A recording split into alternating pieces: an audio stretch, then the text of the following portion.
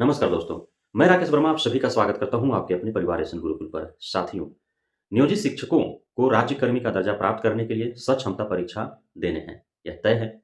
और सक्षमता परीक्षा से जुड़ा विज्ञापन भी आज जारी कर दिया गया है। आप सभी के हाथ वो विज्ञापन अवश्य ही लगा होगा, किसी न किसी माध्यम से आप तक पहुंच गए होंगे।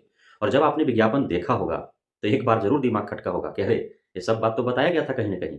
और तब आपके दिमाग में क्लिक हुआ होगा एसएन गुरुकुल पर, क्योंकि एसएन गुरुकुल के इस प्लेटफॉर्म पर मैंने नियोजित शिक्षक, विशिष्ट शिक्षक, सक्षमता परीक्षा से जुड़े जितने भी वीडियो बनाया है, उन सभी में इन सारे बिंदुओं का मैंने ज़िक्र किया है। हालाँकि मैं पुनः विज्ञापन में दिए हुए हैं महत्वपूर्ण बिंदुओं पर मैं बेहद ही सरल और सहज भाषा में आप सभी के समक्ष प्रस्तुत करूँगा। कुछ नई बातें हैं जिसे जान लेना आप सभी को आवश्यक है, कुछ आपके लिए मार्गदर्शन भी है, सावधानियाँ भी हैं। यदि वो सावधानियाँ नहीं बरतते हैं, तो परीक्षा में आप बैठेंगे, परीक्षा पास भी करेंगे, आप सही भी हैं, ईमानदार भी हैं और फिर भी जो है आपको राजकर्मी का दर्जा नहीं दिया जाएगा। तो ये सारे बातें हैं कुछ जिसे आप सभी को जानना आवश्यक है। तो आप बने रहिए वीडियो में अंत तक, मैं सभी महत्वपूर्ण बिंदुओं पर चर्चा करूँगा विस्तारपूर्वक, बेहद ही सरल और सहज भाषा में। साथियों, एक लाइन में सबसे पहले आप समझ लें कि सक्षमता परीक्षा जो होनी है, उसका जो प्रक्रिया है सक्षमता और ऑनलाइन आवेदन से लेकर के परीक्षा आयोजित होने से लेकर के पूरे प्रक्रिया जो है, आपका विद्यालय में योगदान कराने तक, वो सारे प्रक्रिया जो है सक्षमता परीक्षा का वो बीपीएससी, टीआरई के प्रक्रिया से एकदम हूबहू मिलता-जुलता है। कोई अंतर नहीं देखने को मिल रहा है। अब एक लाइन में समझ लीजिए, अर्थात आप जब बीपीएससी टीआरई से परिचित हैं, तो सक्षमता परीक्षा से आपको डरने और उससे अनजान रहने की आवश्यकता नहीं है। सेम टू सेम है, सारी प्रक्रियाएँ वैसे ही होंगे। सब प्रक्रिया ए टू जेड प्रक्रिया जो प्रारंभ से होते रही है, वो अभी भी जो हो रही है, टीआरई 1 का प्रक्रिया अभी चल रहा है ना, उस सारे प्रक्रिया से आपको गुजरना है। तो अब जान लेते हैं साथियों, आप सभी का यदि हम डेट का बात करें, तो 26/1/2024 को विज्ञापन जो है वो आ जाएगा। ये जो आपका अभी आया है वो डिटेल्स के तौर पर इसको जाना जा सकता है। 26/1/2024 को विज्ञापन जारी कर दिए जाएँगे। ऑनलाइन आवेदन जो होगा वह आपका 1 फरवरी से 15 फरवरी तक ऑनलाइन आवेदन किए जाएँगे।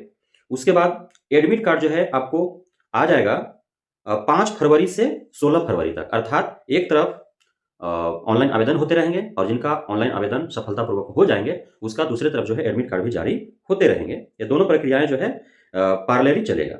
उसके बाद जो है जो एडमिट कार्ड जो डाउनलोड करेंगे, उसको जिला कार्यक्रम पदाधिकारी को आपको देना है और जिला कार्यक्रम पदाधिकारी जो है उसका सत्यापन करेंगे। सत्यापन करने के बाद उसपे जो है अपना हस्ताक्षर कर देंगे। भौतिक हस्ताक्षर होगा और उसके उपरांत जो है अपलोड कर देना है उस एडमिट कार्ड को। ये कार्य जो है 6 फरवरी से 16 फरवरी तक आपको करने हैं। ये एक नया चीज़ है। पहले आपको ऑनलाइन आवेदन करना है। ऑनलाइन आवेदन 1 फरवरी से 15 फरवरी तक होगा। 5 फरवरी से 16 फरवरी तक आपको क्या करना है कि एडमिट कार्ड डाउनलोड कर लेना है, जिनका सफलतापूर्वक आवेदन हो जाएँगे। समझ लीजिए इस चीज़ को, डाउनलोड करके और उसको आपको जिला कार्यक्रम पदाधिकारी के पास जाना है। वहाँ उस एडमिट कार्ड पर वो सत्यापित करेंगे और उसके बाद वो जो है अपना हस्ताक्षर कर देंगे, भौतिक हस्ताक्षर करेंगे, अपना पेन से हस्ताक्षर करेंगे और वो आपको लाना है और फिर से वो अपलोड कर देना है। ठीक है? और ऑनलाइन परीक्षा की तिथि जो है वह आपका होगा 26 फरवरी से स्टार्ट हो जाएँगे और 13 मार्च तक चलेंगे। इतना दिन इसलिए चलेंगे चूँकि ऑनलाइन होने हैं। तो सेंटर पर कंप्यूटर की आवश्यकता होगी। अब जहाँ-जहाँ सेंटर पर, चूँकि आप सभी सीटेट 2021-2022 वाला सीटेट आपने दिया होगा, 2 बार ऑनलाइन हुए हैं, तो उससे आप अवगत हैं। तो उन्हीं सभी सेंटरों पर जो सक्षमता परीक्षा भी होगा, जिन सेंटरों पर सीटेट का ऑनलाइन एग्ज़ाम हुए हैं या फिर स्टेट जो परीक्षा ऑनलाइन हुआ, उन्हीं सेंटरों पर जो है आपका सक्षमता परीक्षा भी होंगे। तो ये आपको ध्यान में रखना है। अच्छा, अब जो है हम बात कर लेते हैं, सक्षमता परीक्षा जो होंगे वो बहुविकल्पीय होंगे। 4 प्रश्न होंगे, 4 उसका 1 प्रश्न होगा, 1 प्रश्न का 4 विकल्प होंगे। अब बीपीएससी जो है वो तो 5-5 विकल्प देता है, लेकिन बिहार बोर्ड ले रहा है तो 4 ही विकल्प देगा। प्रत्येक प्रश्न का 1 अंक मान्य होगा, यानी कि 1 प्रश्न 1 अंक।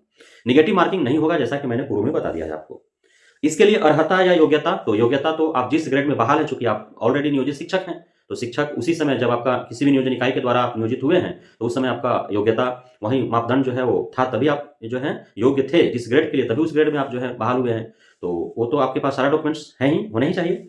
साथ ही अर्हता की यदि बात किया जाए, तो अर्हता में आपका जो है स्थानीय निकायों द्वारा राज्य के प्राथमिक, मध्य, माध्यमिक, उच्च माध्यमिक विद्यालयों में आपका नियुक्त या कार्यरत जो है शिक्षक होना चाहिए या फिर लाइब्रेरियन, पुस्तकालयाध्यक्ष। तो ये दोनों को, पुस्तकालयाध्यक्ष जो हैं, उनका भी सक्षमता परीक्षा होगा राजकर्मी बनने के लिए और नियोजित शिक्षक भी है, उनका भी राजकर्मी बनने के लिए सक्षमता परीक्षा होगा। तो ये अर्हता होना चाहिए। परीक्षा का विषय जो है, वो परीक्षा आपने बीपीएससी टीआरई 1, टीआरई 2 दिया होगा आपने या फिर उसके बारे में आपको जानकारी होगा। तो वही सिलेबस है, वही पैटर्न है। 150 प्रश्न रहेंगे, बस उसमें था कि 30 नंबर का जो है टीआरयू 2 में देखा गया कि 30 अंक का जो है वो अलग से लैंग्वेज क्वालिफाइंग कर दिया गया, 120 नंबर पर मेरिट के लिए वो विषय से आपका रहा। लेकिन इसमें जो है 150 प्रश्न रहेंगे और 150 प्रश्न जो रहेंगे वो बीपीएससी टीआरई के तरह ही रहेंगे। तो प्रत्येक विषय से आपको प्रश्न रहेंगे, ठीक है? जिस ग्रेड से हैं और उस ग्रेड में आपको शिक्षक बनने हेतु जो योग्यता निर्धारित है, जैसे 1 to 5 तो उसका इंटरमीडिएट होना चाहिए, 6 to 8 उसका ग्रेजुएशन होना चाहिए, 9-10 उनका भी ग्रेजुएशन होना चाहिए, 11-12 उनका पोस्ट ग्रेजुएशन होना चाहिए। तो जिस ग्रेड में आप शिक्षक हैं और उसके लिए जो आपका योग्यता होना चाहिए, वहां तक का आपको जो है प्रश्न पूछे जाएंगे।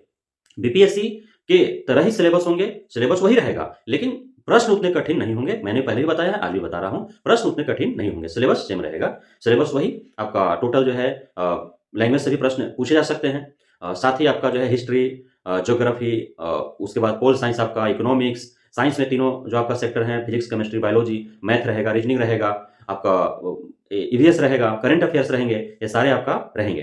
तो ये सारे विषय आपको पढ़ने हैं। फरवरी में ही एग्जाम होना है, लास्ट फरवरी में एग्जाम होना है। डेट मैंने आपको बताया 26 फरवरी से और 13 मार्च के बीच परीक्षा होंगे। समय बहुत कम है, तैयारी में लग जाइए और साथ साथ आपका आवेदन वगैरह भी सारे प्रक्रिया आपको करते रहना है। तो ये मैंने आपको परीक्षा का विषय और पाठ्यक्रम आपको बता दिया। प्रश्न पत्र हमने आपको बता दिया कि 150 प्रश्न होंगे। 150 प्रश्न का सब वस्तुनिष्ठ होगा, 4 विकल्प रहेंगे, उसमें एक आपको सही, वो तो ऑनलाइन होंगे, क्लिक करना है और एक प्रश्न के लिए 1 नंबर आपको जुटेंगे। नेगेटिव मार्किंग नहीं है, इसलिए ध्यान रखना है। जाएंगे तो 150 प्रश्न होंगे, 150 को क्लिक करके आना है, एक भी नहीं छोड़ना है। छोड़ेंगे तो फिर हो सकता है कि जो छोड़े वो प्रश्न यदि क्लिक कर देते तो भाग्यवश आपके हक में चला जाता, तो और उसी वजह से 1-2 नंबर से आप पीछे रह जाए, इसलिए आपको 150 का 150 आपको वहां पे क्लिक करके आना, नेगेटिव मार्किंग नहीं है, ध्यान रखना है। उसके बाद परीक्षा शुल्क की बात करें तो आप जिस भी ग्रेड में हैं आपको 1100 रुपए जो है परीक्षा शुल्क देना है। 1100 रुपए आपको परीक्षा शुल्क के रूप में जमा करने हैं। परीक्षा का अवधि जो होगा 150 मिनट, 150 प्रश्न, 150 अंक, 150 मिनट, ध्यान में रखना है। 150 मिनट मतलब 2.5 घंटा, 2 घंटा 30 मिनट, ध्यान में रखना है। 150 प्रश्न, 150 मिनट, 150 अंक। और उसके बाद परीक्षा फार्म जो है वह विभागीय अनुमोदन उपरांत जारी किया जाएगा। शिक्षक अभ्यर्थी द्वारा सक्षमता परीक्षा हेतु आवेदन पत्र बिहार विद्यालय परीक्षा समिति के पोर्टल पर ऑनलाइन आवेदन करने हैं। सभी को ऑनलाइन आवेदन करना है और वह जो है परीक्षा फार्म प्रपत्र जो है विभागीय अनुमोदन उपरांत जारी किया जाएगा, ध्यान में रखना है। सक्षमता परीक्षा उत्तीर्ण सभी अभ्यर्थियों को बिहार विद्यालय परीक्षा समिति द्वारा उत्तीर्णता प्रमाण पत्र निर्गत किया जाएगा। जैसे रिजल्ट कार्ड दिया ना, बीपीएससी रिजल्ट कार्ड दिया और जो आपका एस्टेट होता है, सीटेट होता है, उसमें आपका जो है सर्टिफिकेट मिलता है, मार्कशीट मिलता है, तो उस प्रकार से जो सक्षमता परीक्षा होगा उसका भी जो है रिजल्ट कार्ड दिया जाएगा आपको बिहार विद्यालय परीक्षा समिति बीएससीबी, चूंकि वही आपका परीक्षा का आयोजन हो रहा है और वो जो दिया जाएगा उस पर बीएससीबी के एग्जाम कंट्रोलर का जो है कंप्यूटराइज्ड हस्ताक्षर, डिजिटल सिग्नेचर उस पर होगा। हमने पहले भी आपको बताया है कि बीपीएससी टीआरई के लिए जो क्वालिफाइंग मार्क्स रखे गए हैं वही क्वालिफाइंग मार्क्स आपको रहेंगे। जैसे जो यूआर कैटेगरी के हैं उनको 40% लाना है। 150 प्रश्न होंगे, 150 प्रश्न का 150 अंक, 40% यानी कि 15 चौके 60 नंबर यूआर को लाना है। जो 60 नंबर ला देगा यूआर कैटेगरी के, वह राज्यकर्मी बन जाएगा। उसी प्रकार जो पिछड़ा वर्ग है अर्थात ओबीसी, उनको लाना है 36.5%, 36.5। तो आप जो है लाना है उतना परसेंट। पिछड़ा वर्ग एनेक्चर 1 यानी कि ईबीसी जो है वो 34% लाना है और जो अनुसूचित जाति है, अनुसूचित जनजाति है, दिव्यांग है, महिला है, उनको लाना है मात्र 32%। तो 150 में मात्र इतने ही लाने हैं आपको और आप यदि ला देते हैं तो आप राजकर्मी हो जाएंगे। कोई कंपटीशन किसी से नहीं है, इसमें क्वालिफाइंग कर जाना है, राज्यकर्मी बन जाना है। क्योंकि आपके लिए तो ऐसा नहीं है कि आप 3.5 लाख 4 लाख हैं तो 50,000 को लेना है। आपका अपना सीट तो तय है, आप अपने सीट पर बने हुए हैं, सिर्फ आपको नियोजित है उससे राज्यकर्मी का दर्जा प्राप्त कर लेना है। यहाँ सीट का, वैकेंसी का कोई बात ही नहीं है, इसलिए किसी के साथ आपका प्रतियोगिता नहीं है। जैसे सीटेट, एस्टेट, बीटेट होता है जिसमें एक मार्क्स निर्धारित है, जो लाता है वो मार्क्स वो पास हो जाता है, क्वालिफाई कर जाता है। उसी प्रकार से क्षमता परीक्षा में जो मैंने परसेंटाइल बताया वो परसेंटेज जो लाएंगे वो जो है पास हो जाएंगे, क्वालिफाई कर जाएंगे और जो है राज्यकर्मी का दर्जा प्राप्त कर लेंगे। आगे तो आपको और क्या करना है, परीक्षा फॉर्म भरते समय शिक्षक अभ्यर्थी द्वारा खास कर पिता और पति का नाम जो है, जन्म तिथि और योगदान की तिथि, आप जब नियोजित शिक्षक के रूप में जब आप बहाल हुए होंगे तो आपने जाकर के विद्यालय में योगदान दिया होगा, तो योगदान तिथि सही सही होना चाहिए, जन्म तिथि आपका सही सही होना चाहिए, पिता का नाम सही सही होना चाहिए और जो महिलाएं हैं उनका पति का नाम सही सही होना चाहिए। इसमें एक अक्षर, एक अंक भी यदि गड़बड़ाया तो फिर आप सक्षमता परीक्षा पास कर जाएंगे जरूर, लेकिन आपको राज्यकर्मी का दर्जा प्राप्त नहीं होगा, काउंसलिंग के समय आपको हटा दिया जाएगा, ध्यान में रखना है।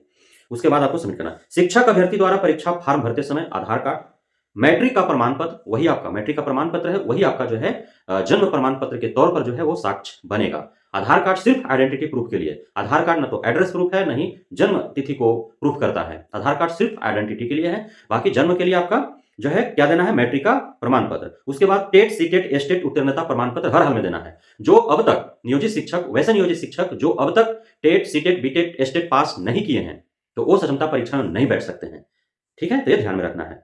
सभी प्रमाण पत्र से प्रशैक्षणिक तथा शैक्षणिक प्रमाण पत्र, जितने भी आपका matric, inter, graduation, post graduation, DElEd, BEd, जितने भी शैक्षणिक प्रशैक्षणिक आपका प्रमाण पत्र है वो, और उसके बाद जो है नियोजन इकाई द्वारा जो नियुक्ति पत्र आपको मिला था वो अपलोड करने हैं।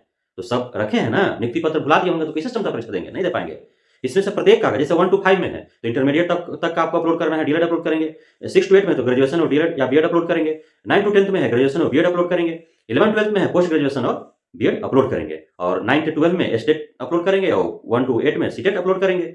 या जिनके पास बीटेट होगा या जिनके पास जो है दक्षता परीक्षा वाला होगा वो अपलोड करेंगे, है ना। दक्षता परीक्षा, पात्रता परीक्षा जो भी है अपलोड करना है। नियुक्ति पत्र हर हाल में आपको देना है। जो नियोजन इकाई के द्वारा नियुक्ति पत्र आपको प्राप्त हुए, नियुक्ति पत्र देना है। और नियुक्ति पत्र पर अलग डेट होगा और आपने जब विद्यालय योगदान किया होगा वो अलग तिथि होगा। योगदान का तिथि आपको यहाँ पे देना है, ये ध्यान रखना है।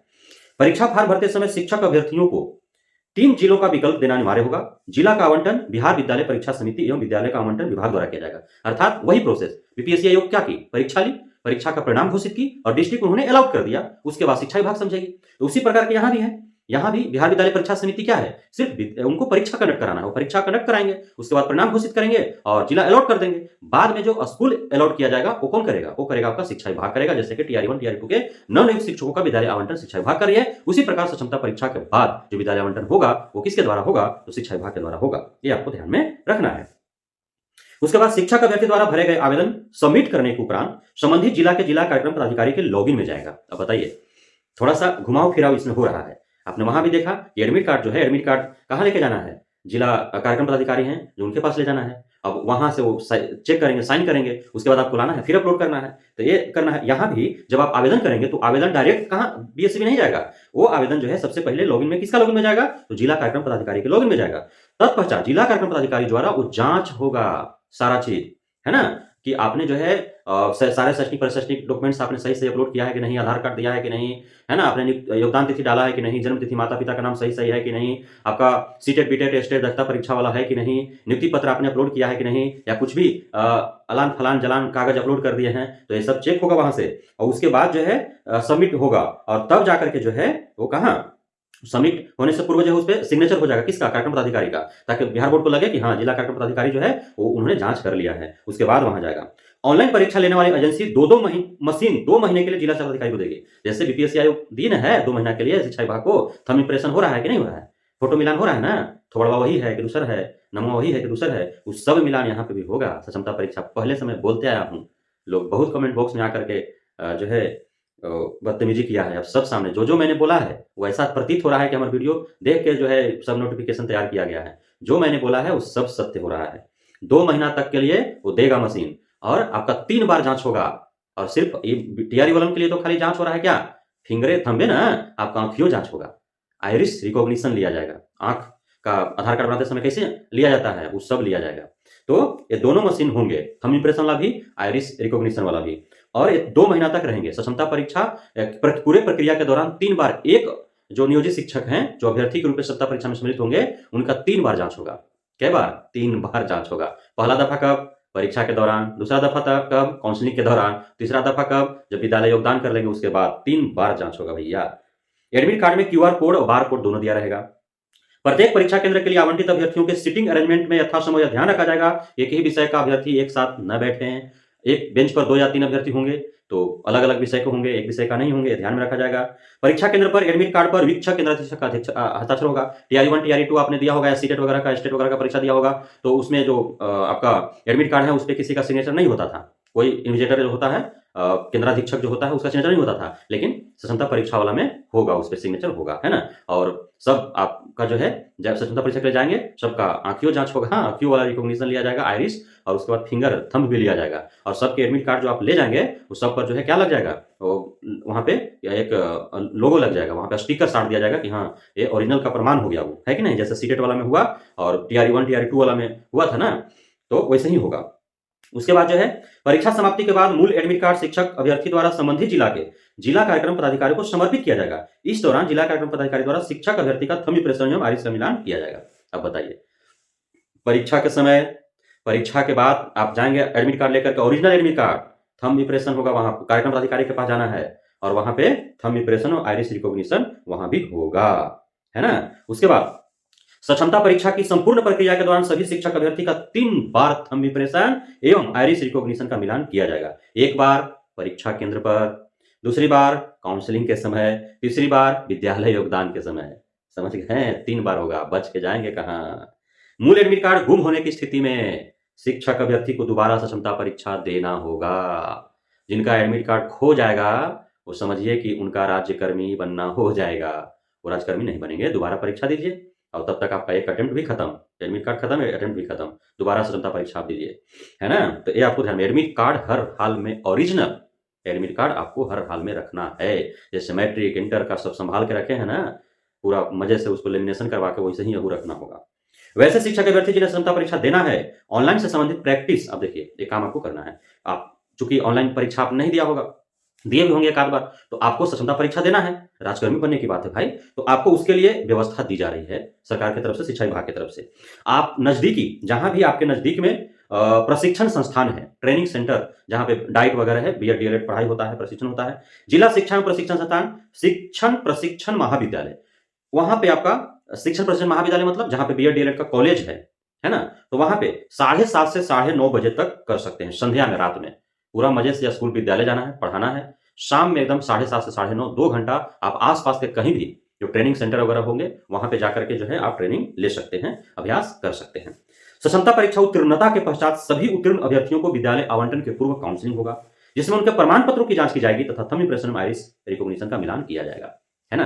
तो कोई अंतर दिखा, बल्कि आओ उसके टफ आपको दिखा होगा। टीआरई 1 टीआरई 2 में इतना सारा प्रक्रिया हो ही नहीं रहा है जितना सक्षमता परीक्षा में प्रक्रियाओं से गुजरना पड़ेगा नियोजित शिक्षकों से।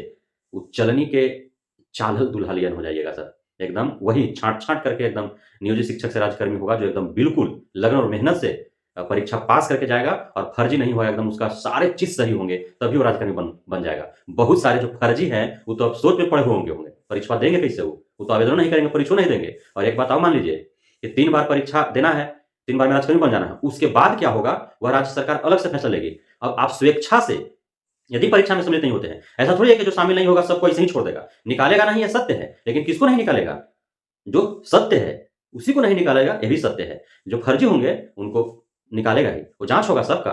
ऐसा नहीं है कि उनका जांच नहीं होगा, सबका जांच होगा। ऐसा नहीं कि परीक्षा में शामिल नहीं होइएगा तो आप नियोजित के तौर पर ही रहिएगा, कम वेतन में काम चलाइएगा, ऐसा नहीं होने वाला है। जो एक फर्जी है, एक एक फर्जी को दबोच लिया जाएगा। इतना व्यवस्था शिक्षा विभाग जो है वो कर रही है। वो जमाने लग गए कि आपका पार घाट अब तक लगते रहा, आप धूल झोंकते रहे और राजस्व में जो है चंपत लगाते रहे। लेकिन अब वो जमाने लग गए, अब आपको जब फर्जी हैं तो आपको दुम दमा के पतली गली से भाग जाने में ही आपकी भलाई है, वरना सीधे जेल का हवा खाएंगे आप, खिचड़ी वहीं चक्की पीसते रहेंगे। तो ये सारी व्यवस्था जो है आपके लिए कर दिया गया है। क्षमता परीक्षा होगी और उसके लिए ऑनलाइन आवेदन जो है फरवरी से होंगे। सारी चीज़ों का मैंने वर्णन कर दिया। और क्षमता परीक्षा का जो प्रक्रिया है वह बीपीएससी टीआरई से भी अधिक कठिन प्रक्रिया है, जिससे आपको गुजरना है राजकर्मी का दर्जा प्राप्त करने के लिए। बिहार सरकार को भी पता है कि नियोजित के तौर पर नियोजन इकाइयों के द्वारा धांधली सेटिंग के जरिए फर्जीवाड़े के आधार पर हजारों की तादाद में शिक्षक भर्ती हो गए हैं, जिन्हें हर हाल में निकालना है। और नीतीश सरकार चाह रही है कि वो अपने कार्यकाल के दौरान ही तीनों क्षमता परीक्षा का आयोजन कर ले और जितने फर्जी हैं वो सब बाहर निकाले, ताकि उनके जाने के बाद भी कोई उन पर एलिगेशन न लगाए कि नीतीश कुमार ने इतने फर्जियों को बहाल कर रखा है। वो खुद जो है बहाल भी उन्हीं के दौरान हुए और निकले भी उन्हीं के दौरान, तो उन पर अंगुलियां नहीं उठेंगी। ये नीतीश कुमार चाह रहे हैं जाते जाते ये सारे एकदम स्वच्छ करके जाए, पूरा साफ सुथरा करके जाए कि उनका नाम भी ले आदमी तो वो नाम सही तरीके से ले, गलत चीजों में वो जोड़ करके उनका नाम न लिया जाए, सही मायने में उनका नाम लिया जाए। तो ये सारे इसलिए व्यवस्थाएं हो रहे हो। के पाठक को इसीलिए उन्होंने सहला फुसला के रखा है, बहला करके। वो भागे चले गए थे बेचारे रूठ करके, फिर उनको मनाए फूफा। वो शादी में कैसे फूफा बहन रूठ जाते हैं, वैसे रूठ गए बेचारे पीछे भर्ती में। 13 जनवरी को उतना बड़ा फंक्शन हुआ, नहीं आए, तो फिर नीतीश बाबू को जाना पड़ा उनको कि आवा भाई के पाठक जी काहे रूठल है, मनाए उनको। चलो भाई प्रोफेसर चंद्रशेखर को हटा देते हैं, दिक्कत है तो हटा दिए उनको, आलोक बाबू को ले आए। के पाठक आलोक बाबू मिलकर के शिक्षा में सुधार करेंगे और होना भी चाहिए। के पाठक जैसे लोगों को आवश्यकता है। हाँ, कुछ पाने के लिए कुछ खोना पड़ता है और बहुत सारे दिशा निर्देश जो है वो अमानवीय, असंवैधानिक, असामाजिक लग भी रहे हैं। खैर सब चलते रहेगा, लेकिन सुधारात्मक कार्रवाइयां भी तो हो रही हैं। तो होना भी चाहिए। ये जितने भी फर्जी हैं, फर्जीवाड़े हैं, जितने भी कूड़ा-कचरा है सब साफ हो जाएगा। तो अच्छे-अच्छे लोग बहाल होंगे टीआरई थ्री, टीआरई 4 के ज़रिए। लोग नए लोगों को मौका मिलेगा। बहुत फर्जी लोग जो है अब 70-75 हज़ार मैंने पिछले वीडियो में आपको बताया था कि लगभग संदेहास्पद स्थिति में है, वो सारे फर्जी हैं। 9 साल से जाँच हो रहा है, 9 साल से उनका जाँच कमेटी के द्वारा दस्तावेज़ माँगे जा रहे हैं, वो कोई नहीं दे रहा है उनको। तो फर्जी ना होगा वो सब? वो सब हटेगा तो नया लोग आएगा ना जी। तो ये सब कार्य होने वाले हैं। अब 2024-25 2 साल के अंतर्गत शिक्षा जगत में इतने बड़े सुधार होंगे ऐतिहासिक रूप से, क्रांतिकारी तरीके से कि आप सोचने पर मजबूर हो जाएँगे कि बिहार के जिस शिक्षा विभाग पर इतना गड़बड़ियाँ, इतना अनियमितता, इतना फर्जीवाड़े, इतना भ्रष्टाचार का आरोप लगते आए हैं, जिस बिहार पर शैक्षणिक पिछड़ेपन का धब्बा वर्षों से लगा हुआ है, वो इतने जल्दी धुल कैसे गए?